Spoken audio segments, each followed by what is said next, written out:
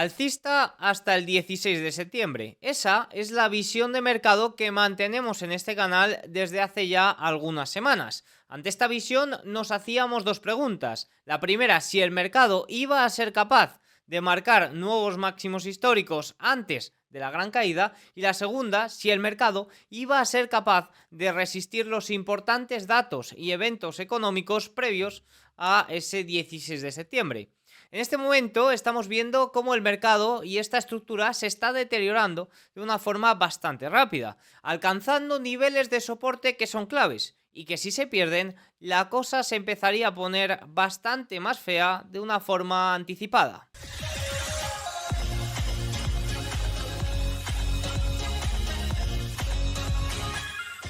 Muy buenas a todos y bienvenidos un día más al canal. Hoy es miércoles 5 de septiembre de 2024 y en este momento son las 21:42, hora en España, 15:42 horario en Nueva York. El día de hoy hemos conocido datos macroeconómicos importantes. Al igual que el día de ayer hablaba de que no podíamos encontrar explicación a la caída por los datos macroeconómicos, el día de hoy tampoco podríamos encontrar explicación en caso de que cierre el mercado con un rebote, porque los datos macroeconómicos han sido bastante feos.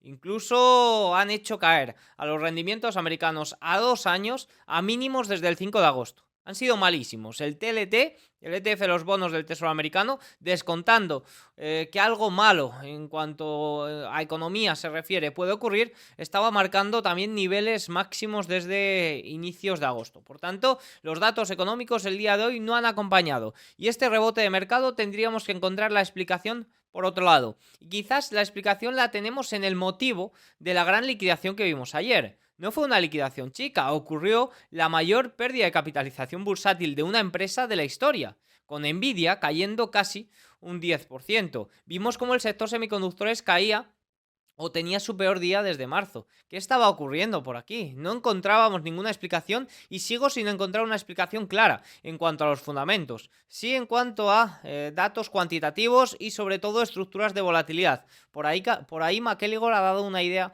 bastante clara. Dicho esto, vamos a ver qué tenemos como reestructuración a partir de ahora. Soportes importantes, evidentemente ya saben, ese 5.500, mientras que aguante, pues se podría mantener esa estructura alcista. ¿Qué eventos tenemos importantes a partir de ahora que puedan acompañar al alza al mercado o que puedan precipitarlo por completo perdiendo ese importante nivel? Así que eso es lo que vamos a ver en el siguiente vídeo.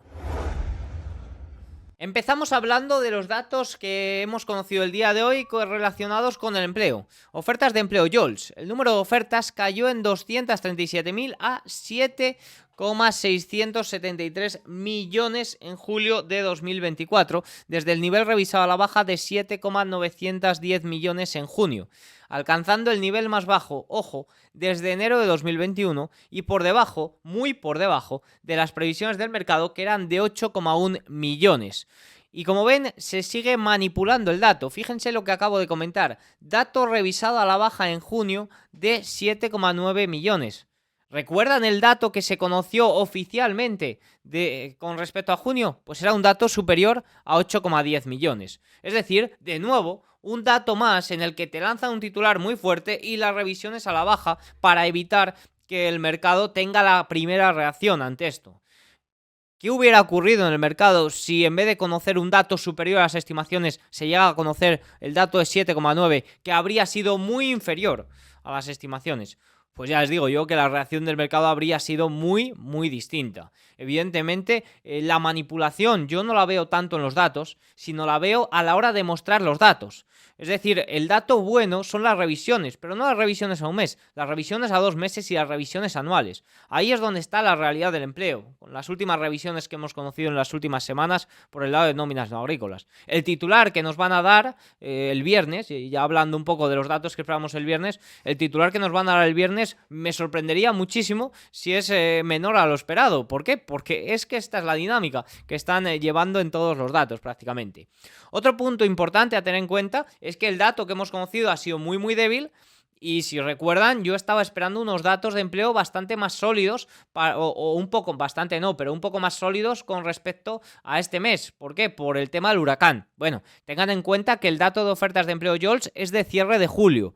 El JOLTS va 2 meses antes, es decir, aquí es donde están los efectos del huracán. Por tanto, oye, es un dato muy débil, evidentemente es un dato muy débil, pero tengan en cuenta que es un dato que referencia a finales de julio, no a finales de agosto o de agosto completo, como van a ser los datos de ADP que conoceremos mañana o los datos de empleo oficiales que conoceremos el viernes. Eso es algo que hay que tener en cuenta. Aún así, la tendencia del empleo es feísima. Los datos de empleo conocidos son malísimos. Fíjense, el ratio de vacantes de empleo por cada trabajador desempleado cayó a 1,07. Esto se trata del nivel más bajo desde 2018.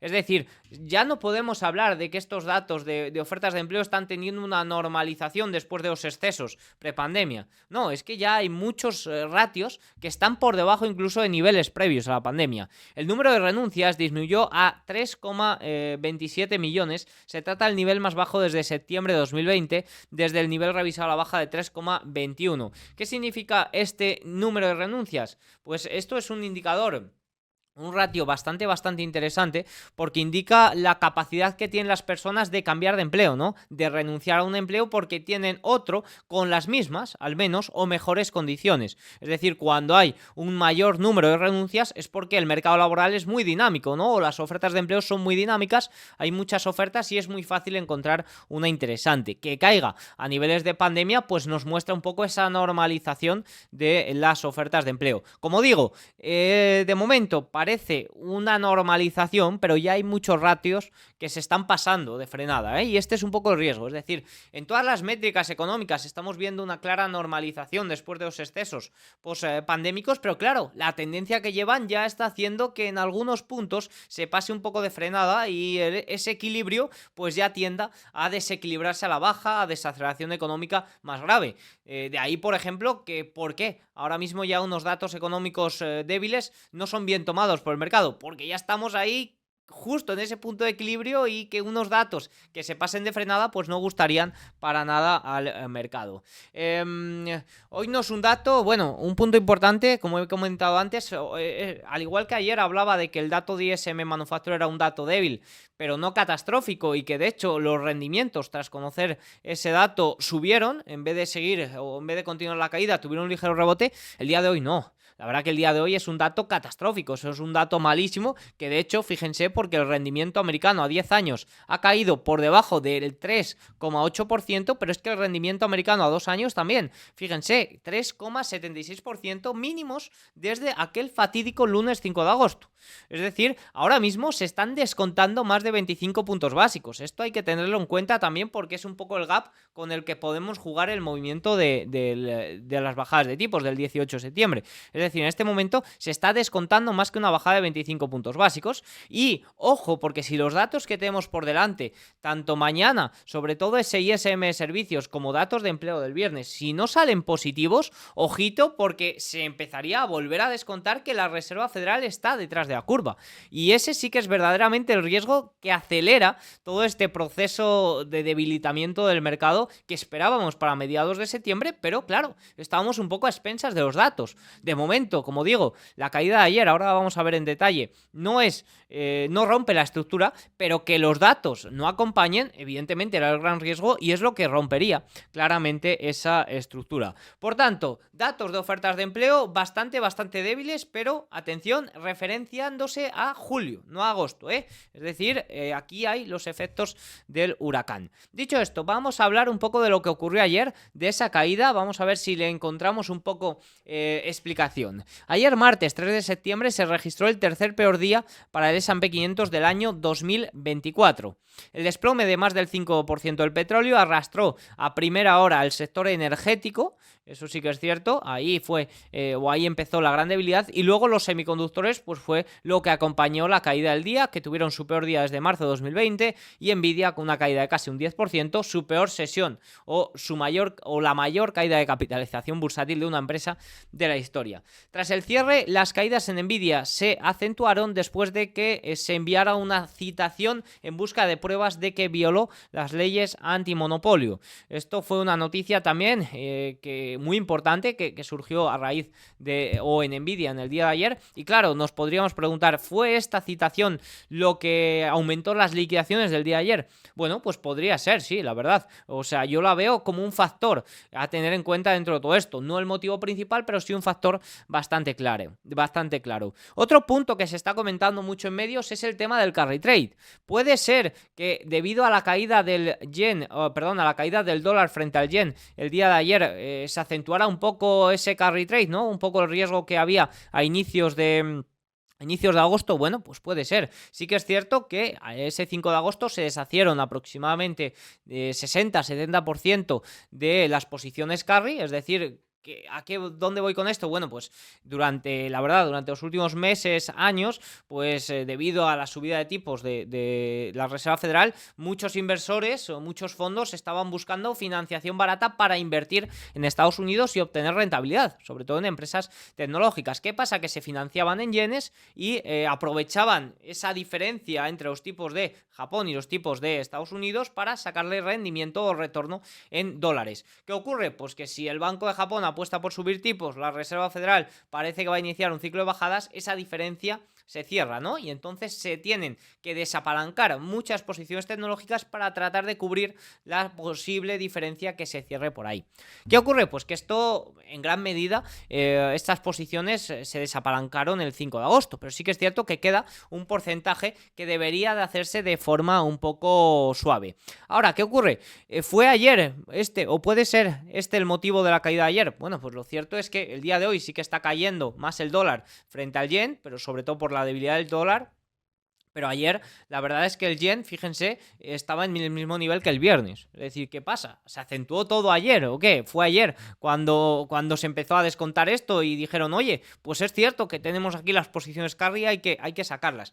Bueno, pues la verdad es que no. Yo creo que es un factor que puede influir, sobre todo teniendo en cuenta esta gran diferencia, porque fíjense como al inicio, ahí hasta el 5 de agosto, pues sí que acompañaba el movimiento, pero la verdad es que luego pues se ha separado bastante. Creo que es un factor a tener en cuenta, sobre todo ese porcentaje que hay y que debe de ir saliendo, y sobre todo si el yen se fortalece frente al dólar, pues va a ser cuando más sufra o más puedan salir estas posiciones, pero tampoco me parece el factor primordial. Me voy un poco a que todo esto, sumado a los resultados empresariales, se juntó con el primer día de negociación después de las vacaciones. Fíjense, la verdad es que no hubo un catalizador claro para las correcciones de ayer. Incluso en las mesas de trading les sorprendió un poco a mitad de sesión lo que estaba ocurriendo. Dicen que la primera negociación del año y la primera de septiembre hay altos niveles de emoción y la liquidez es baja. La verdad es que sí que es cierto. De hecho, la actividad en la mesa de trading de Goldman fue de solo 4/10 para un día, como ven, de una caída de más de un 2% en el S&P 500, la mayor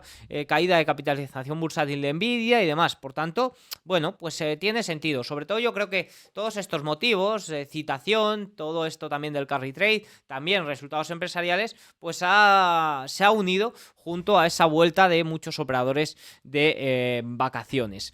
Otro punto importante, bueno, o nos vamos ya también a lo que creo que ha sido lo más clave, porque si recuerdan hablaba de que lo que más me estaba sorprendiendo era el VIX, que volvía a ir al alza. Fíjense cómo lo tengo por aquí, el VIX disparaba por encima de 20, fíjense que el día de hoy ha llegado a marcar 23, y el VVIX, que son las opciones sobre el VIX, llegaba a marcar también por encima de 130. Entonces, por el tema de la volatilidad estuvimos viendo un gran movimiento, y era una gran advertencia que hacíamos a finales de agosto, es decir, la volatilidad se mantenía muy elevada, y eso hacía que cualquier dato macroeconómico pues pudiera acentuar movimientos debido a que la volatilidad era muy elevada y las liquidaciones podían ser también rápidas. Pues fíjense, parece que vuelve a ocurrir un poco, salvando eso sí las grandes distancias que hay entre ello, lo que ocurrió a inicios de agosto, lo que ocurrió el 5 de agosto. Fíjense, así lo expone McKelly, Gordon, Nomura y Bloomberg. La extraña acción del mercado de ayer fue principalmente principalmente un evento de cobertura relacionado con las opciones VIX, afectando más a la volatilidad de la volatilidad, es decir, las opciones del VIX, el VVIX, que al propio VIX o las acciones. Específicamente, como señala Simon White, estratega macro de Bloomberg, los cortos que se habían acumulado del VIX parecen haber sido cubiertos el martes. Parece ser que el viernes se acumularon muchos cortos en el VIX debido a cierre de mes y también a ese movimiento al alza del mercado, y sorprendió un poco a muchos dealers, a muchos intermediarios con el martes, con esa liquidación rápida del mercado desde primera hora, quizás por esa caída del petróleo y porque, oye, se juntaba caída del petróleo, un dato de ISM también débil y se podía empezar a descontar de nuevo que la Reserva Federal estaba detrás de la curva, y lo que acentuó todo el movimiento pues parece que pudo ser todo este tema del VIX y de que pilló un poco de sorpresa. Parece ser que esto puede ser un evento puntual y que no debería de ir a más. Evidentemente, sí, los datos económicos, como nos dicen en los informes de Nomura, o en este informe concreto de Nomura, si los datos económicos de mañana, ISM servicios y empleo, no son fuertes, evidentemente se volvería a descontar que la Reserva Federal va tarde y ahí sí que el VIX subiría por un hecho con más fundamento. Pero de momento esta es un poco también una explicación más detallada o más técnica de lo que ocurrió sobre todo en el apartado de volatilidad. Aún así, la volatilidad se ha mantenido muy elevada durante las finales de agosto, hasta apenas no perder el nivel de 90 las opciones del VIX, y eso era algo que, oye, pues inquietaba. De hecho, ya lo hemos comentado por aquí, por el canal. Vale, dicho esto, a partir de aquí, soporte, reestructuras, ¿cómo queda un poco la situación de esa estructura alcista? El día de hoy ha vuelto a hablar Ravner, nuestro seguidor de flujos favorito, un operador de la mesa de trading de Goldman, que la verdad bastante acertado lleva durante todo el año, y era el principal actor de este discurso de soy bajista en las acciones estadounidenses a partir del 16 de septiembre. La verdad que lo mantiene y tiene un discurso muy similar al mío o al que di en el día de ayer. Es decir, todo se puede acelerar si los datos lo aceleran. Es decir, si los datos económicos de mañana y de empleo salen positivos, más fuertes de lo esperado, oye, la estructura alcista no se perdería siempre y cuando se cierre por encima de ese 5.500, que es un poquito la clave de todo esto. Fíjense, sin embargo, como vimos ayer, estamos empezando a ver que esta tesis empieza a ser negociada previamente por los participantes del mercado a medida que entramos en septiembre. Dice, vemos que los clientes se adelantan a los factores técnicos negativos del mercado antes que esperar a mediados de mes. Una corrección del mercado puede empezar a cobrar impulso si las nóminas son débiles el viernes. Evidentemente, una estructura táctica alcista ya desde hace unas semanas, pero muy dependiente de los datos y más con esa volatilidad tan elevada. De momento, ningún dato ha sido catastrófico. Pero sí que es cierto que el dato de ISM de servicios mañana y de empleo son importantísimos. Los servicios son el 75% de la economía estadounidense y mañana será su examen sin ninguna duda. Vemos algunos datos importantes. Estamos entrando en septiembre con una longitud sistemática local totalmente recuperada. Aquí lo vamos a hablar un poco más en detalle, pero el posicionamiento de los fondos sistemáticos, de los que buscan tendencias, les da igual qué comprar. Lo único que quieren es posicionarse para beneficiarse, pues sí que es cierto que ya es bastante elevado y por tanto hay mayor riesgo de liquidaciones. Empresas encaminándose hacia un apagón, las recompras ya saben que finalizan el 13 de septiembre, aún está la ventana abierta, oferta de fondos de pensiones a final de trimestre y algunas dinámicas importantes de fin de año con fondos mutuos.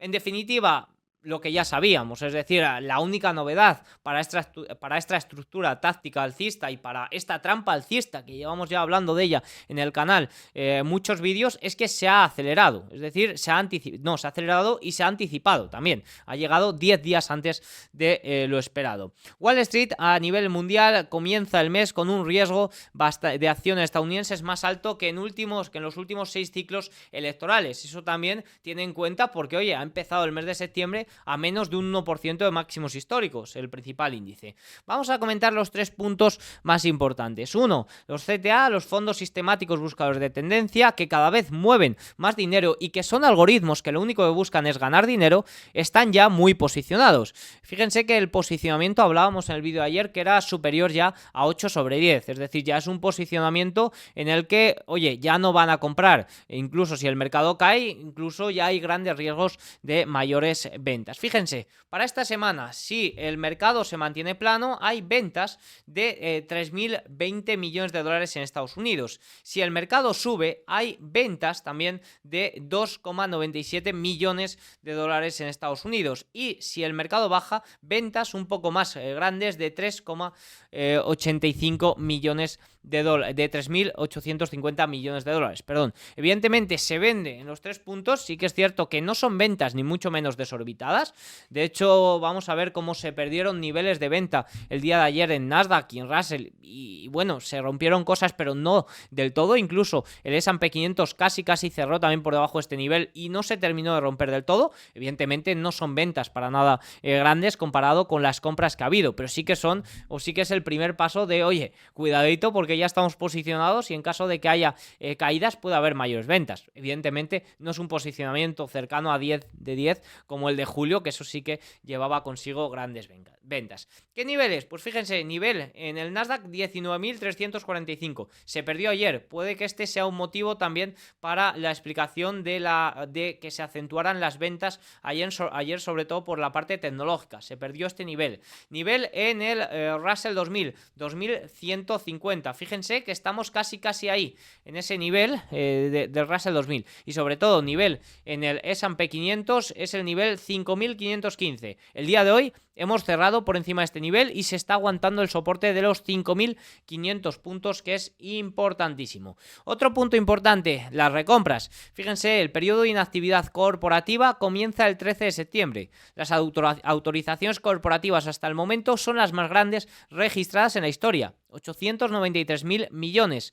Las empresas estadounidenses han sido las principales compradoras del mercado de valor y esperamos que su demanda caiga un 35% a partir del periodo cerrado del 13 de septiembre. Esta semana es el pico de periodo abierto para las empresas. Ojo, porque esta semana otro factor alcistas y los datos macroeconómicos acompañan, sobre todo jueves, viernes, es que esta es la semana donde más recompras suele haber. Y en general de media, 6.620 millones de dólares cada día debido a estas recompras, que de momento se mantiene. Hasta el 13 de septiembre esto no cambia. Tenemos todavía semana y media por delante de un punto positivo que son las recompras. Eso sí, cada vez hay mayor incertidumbre electoral. Se nota que ya estamos en esa carrera final, quedan 2 meses para las elecciones y fíjense cómo la volatilidad está descontando.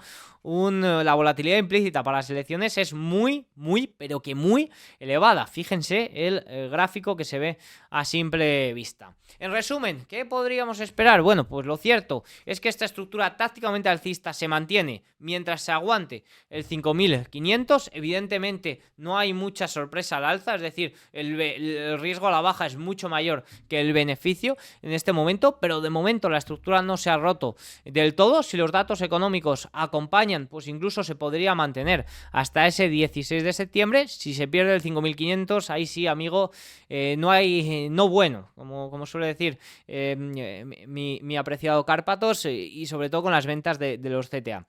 Las elecciones de noviembre se convierten en el evento de compensación para los activos de riesgo. Ya estamos dentro de esta ventana de incertidumbre electoral y vean cómo es muy fuerte. Y sí que es cierto que Rappner nos sigue indicando los 6.000 puntos para el S&P 500 de cara al cierre de 2024.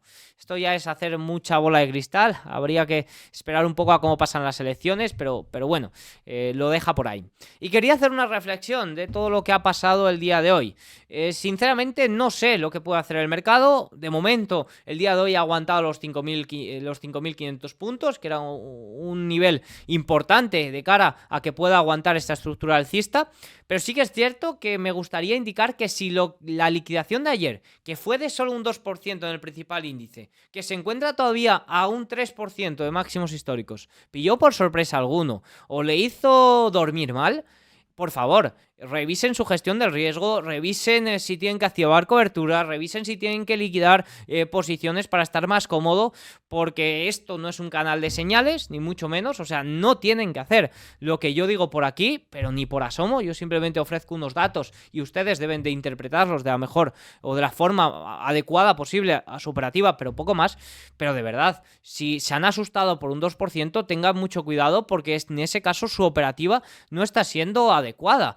De hecho, por lo menos en mi persona o en mi trabajo, la verdad es que ni las correcciones del 5 de agosto ni las de ayer me hicieron temblar. De hecho, es que ayer cerré prácticamente neutral, sobre todo por el gran alza de los bonos y el TLT, que ya saben que es la operación un poco estrella para mí este año 2024 y que sí que es cierto que liquidé gran parte el día 6 de agosto, pero la otra mitad la tengo por ahí y está salvaguardando muy bien cualquier evento de esto junto a coberturas. Al final hay que tener una clara gestión del riesgo ante ello. Les invito a reflexionar sobre esto porque he recibido muchos mensajes y oye, si una caída de un 2% te asusta, no te quiero decir nada si viene un cisne negro, porque esto nos ha pillado un poco de imprevistos, pero es que si viene cualquier cosa a mayores puede hacer un roto bastante interesante en su cartera, así que le invito a reflexionar sobre esto. Dicho esto, vamos al cierre de sesión.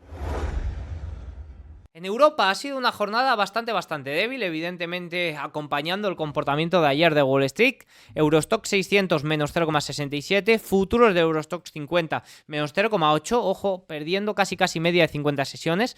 DAX alemán menos 0,83, CAC francés menos 0,98, también ahí media de 50 sesiones. IBEX apoya en media de exponencial de 21 sesiones menos 0,58, Reino Unido menos 0,10, Italia menos 0,62, Suiza menos 0,1 menos 1% y Países Bajos menos 0,87. En general acompañan las caídas vistas ayer en Wall Street. Un poquito también el Nikkei japonés, fíjense, menos 4,24%. Y me podéis decir, ¿esto es por el carry trade? Bueno, vale, sí, pero es que ya hemos visto cómo el dólar frente al yen se ha mantenido débil durante todo agosto. ¿Por qué entonces ha recuperado tanto el Nikkei japonés? Al final hay que acomodar narrativas, ¿no? A estos capitanes a posteriori, hay que buscar motivos para ello, pero sí que es cierto que, es un factor que influye, evidentemente, la caída del dólar frente al yen, de nuevo, que se está acentuando, pero ¿qué pasa durante el mes de agosto? Que se ha recuperado toda esa pérdida. Bueno, pues el Nikkei japonés vuelve un poco a este terreno. Evidentemente, si hay pretensiones de que el Banco de Japón va a subir más los tipos de interés, que ya saben que está un poco contra la espada y la pared, debido a que es propietario de aproximadamente el 47% de la deuda del propio gobierno, pues bueno, evidentemente no va a ser muy beneficioso para el Nikkei japonés. Aquí hay una ventana de riesgo bastante grande, ya de por sí, por la estructura fiscal y de deuda que tiene tanto el Banco de Japón como el gobierno japonés. Yo pondría una bandera roja bastante clara en Japón. Nifty indio menos 0,32%, un poco arrastrado por todo esto, y el Hansen, bueno, que busca la excusa de Wall Street para seguir mostrando debilidad, como viene haciendo habitualmente. Dicho esto, nos vamos ya a Wall Street, 8 minutos posterior al cierre. Dow Jones positivo, más 0,09. S&P 500 menos 0,16%. Aguanta el nivel de 5.500 puntos y el nivel o la media de 50 sesiones. Equiponderado, más de lo mismo el día de hoy, fíjense, menos 0,15%. Fíjense, les recuerdo, si les ha asustado la liquidación de ayer, háganlo mirar en su cartera, incluso. De hecho, yo hablaba por el canal de Telegram que aprovecharan el rebote que estábamos viendo el día de hoy para limpiar algo, porque fíjense el equiponderado, es que está a menos de un 1,5% de máximos. El S&P 500 está en este momento a menos de a menos de un 3% de máximo, es decir, es una liquidación bastante grande la que vimos el día de ayer, pero háganselo mirar si de verdad les está ofreciendo o les está dando dolor de cabeza. Nasdaq 100 menos 0,16%, menos 0,19 ahora mismo. Sí que es cierto que han intentado rebotar los 7 magníficos, pero se han quedado un poco rezagados de nuevo. Y Russell 2000 menos 0,16 apoyando media de 50 sesiones. Fíjense los market leader, 0,21. Nvidia ha llegado a estar en positivo, pero fíjense cómo ha vuelto a cerrar un poco en negativo, una vela bastante fea. Tengo por aquí un gráfico también que nos hablaban desde 0x, que lo tengo por aquí. Nvidia ha marcado hoy los niveles más sobrevendidos en mucho tiempo. Hay una línea de tendencia positiva a corto plazo en torno a estos niveles. El valor está muy por debajo de la media de 50 sesiones y la media de 100 sesiones está en $110. Es un poco lo que ha intentado alcanzar el día de hoy, los $110, pero ha vuelto a cerrar a la baja.